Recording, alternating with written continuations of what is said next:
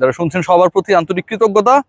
রাত পোহালেই বাংলাদেশের নতুন সিরিজ নিউজিল্যান্ডের বিপক্ষে, এবং নিউজিল্যান্ডের বিপক্ষে নিউজিল্যান্ডের বলা হচ্ছে যে এটা বি বা সি ক্যাটাগরির টিম, কারণ মূল ক্রিকেটার যারা 50 ওভার্স ক্রিকেটে খেলেন তাদের একটা বড় অংশ they are very much busy with the IPL and the PSL.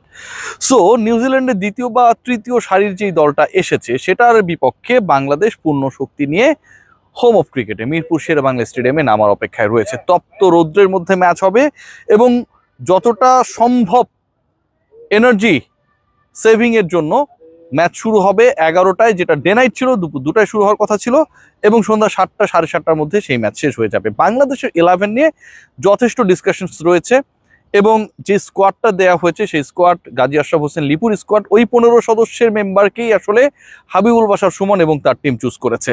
এখন লাস্ট যে সিরিজটা হয়েছে বাংলাদেশ যেটা খেলেছিল পাকিস্তানের এগেনস্টে, সেই সিরিজে বাংলাদেশের প্রত্যেকটা ম্যাচে 11-এ কোনো পরিবর্তন ছিল না, মানে যেই সেরা 11 জন খেলেছিলেন প্রথম ওয়ানডেতে, দ্বিতীয় তৃতীয় ওয়ানডেতেও তারাই ছিলেন।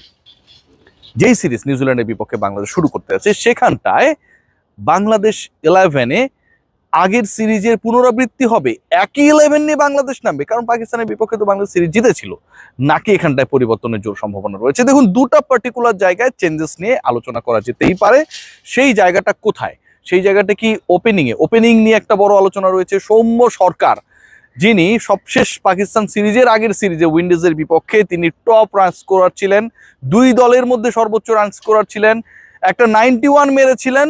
এর পরবর্তী সময়ে যখন বাংলাদেশ পাকিস্তানের মুখোমুখি হলো, সৌম্য সরকার দুই দলের সবশেষ সিরিজের হাইয়েস্ট রান গেটারকে বসিয়ে রাখা হয়েছে বেঞ্চে, 3 ম্যাচের একটাতেও তাকে সুযোগ দেওয়া হয়নি। আমার কাছে খুব আনফেয়ার মনে হয়েছে। কে কি মনে করলো, কে কি ভাবলো, এটাতে কোনো কিছু আসে যায় না। এখন সেই সৌম্য সরকার আবারও তিনি 15 সদস্যের দলে রয়েছেন, আগের সিরিজে একটা ম্যাচও পান নেই। তিনি কি ইমরুল কায়েস হতে যাচ্ছেন কিনা, যে ভালো করার পরেও আসলে একটা সময় এমন দেখা গেছে যে ইমরুলকে খেলানো হতো না, এটা নিয়ে অনেক ধরনের বৈরিতা, অনেক ধরনের রোষ ছিল।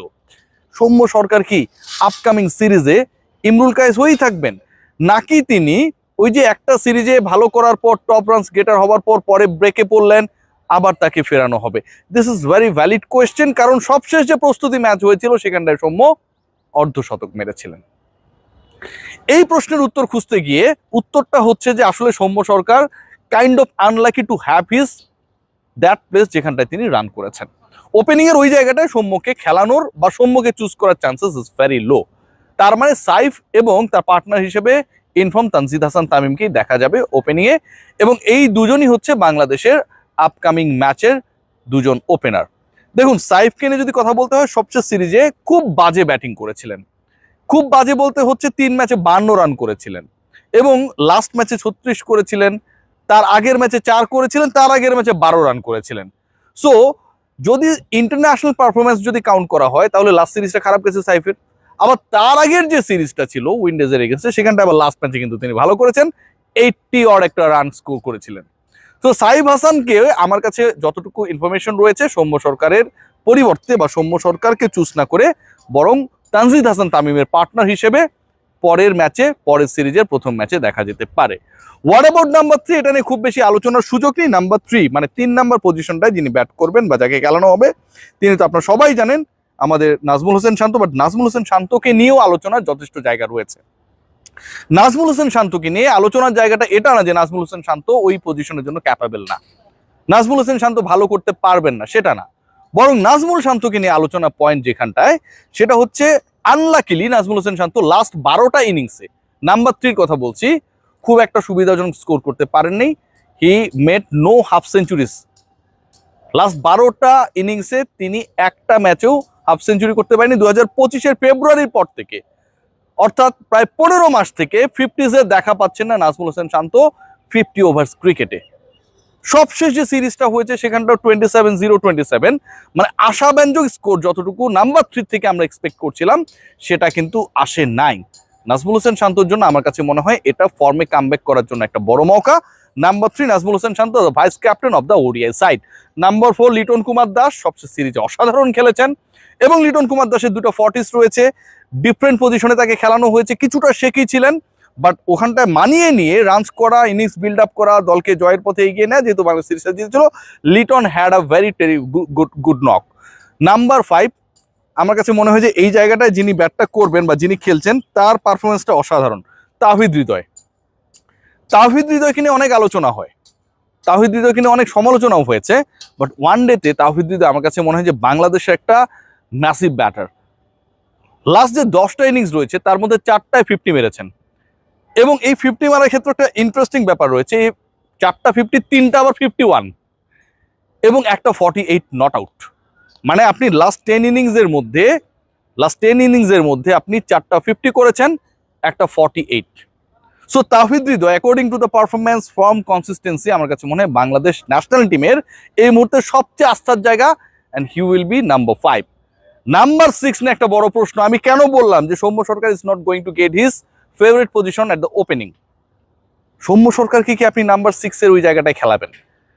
বাংলাদেশে ফিনিশিং রোল নিয়ে অনেক আলোচনা রয়েছে। নাম্বার 4-এ আপনি যদি লিটন কুমার দাসকে টপ থেকে নিজে মাঝখানে খেলাতে পারেন, আপনি যদি নাজমুল হোসেন শান্তকে বিভিন্ন জায়গায় খেলিয়ে আবার নাম্বার 3-তে কামব্যাক করাতে পারেন, বিভিন্ন সময় মেহেদী হাসান মিরাজকে বিভিন্ন পজিশনে খেলানোর পর আবার তাকে লোয়ার মিডলে বা ওই টেল এন্ডারের উপরের জায়গাটায় রিস্টাবলিশ করতে পারেন, why not you should give the place to Soumya Sarkar, giving the role him, যে যেখানটায় তিনি আলটিমেটলি ফিনিশিংয়ের রোলটা প্লে করবেন।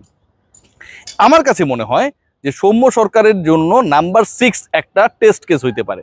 নাম্বার 6-এর টেস্ট কেসে আমরা মুশফিকুর রহিমকেও দেখেছিলাম, যখন হাতুরু সিং তাকে বাদ দিয়ে দিচ্ছিলেন, Tamim Iqbal was the captain, career বাঁচানোর জন্য হলেও তার নতুন একটা পজিশন ক্রিয়েট করা হয়েছিল ওই সময়টায়। সো সৌম্য সরকার যেহেতু তিনি ফর্মে ছিলেন, লাস্ট প্রস্তুতি ম্যাচে ভালো করেছেন, এবং নাম্বার 6-এ যিনি রেগুলার ব্যাটার বাংলাদেশ দল যাকে ট্রাই করছে, আফিফ হোসেন ধ্রুব নট দ্যাট কনফিডেন্ট, সেই কনফিডেন্সটা আমরা তার কাছ থেকে পাচ্ছি না। এবং ফিনিশিং রোলে আপনি এমন একজনকে নিশ্চয়ই চাইবেন যিনি বিগ হিট মারতে পারেন, রান করেছেন প্রস্তুতি ম্যাচে, ইন্টারন্যাশনাল ক্রিকেটে প্রুভেন পারফর্মার, ক্যাম্পেইনার। সো আমার কাছে মনে হয় নাম্বার 6-এ একটা খেলার জায়গা রয়েছে, but I am pretty sure যে মেহেদী হাসান মিরাজ এবং ফিল সিমন্স এই দুজন তারা কনজারভেটিভ ওয়েতেই যাবে, এবং সৌম্য সরকারকে টেস্ট কেস হিসেবে নাম্বার 6-এ তো খেলাবেই না, বরং সৌম্য সরকারের পজিশন কোথাও পাওয়া হবে না, সৌম্য সরকার পরের ম্যাচও খেলবেন না বলেই আমার বোধ হয় নাম্বার 6-এ আফিফ হোসেন ধ্রুব। 7, 8, 9, 10, 11 এই যে 5টা পজিশন রয়েছে, এই 5 পজিশনে 3জন পেসার খেলবেন, 3জন স্পিনার খেলবেন, 2জন স্পিনার খেলবেন। এখন এই 2 স্পিনারের তো একজন মেহেদী হাসান মিরাজ, আরেকটা কে? রিশাদ হোসেন ও Tanvir. I would go for Tanvir.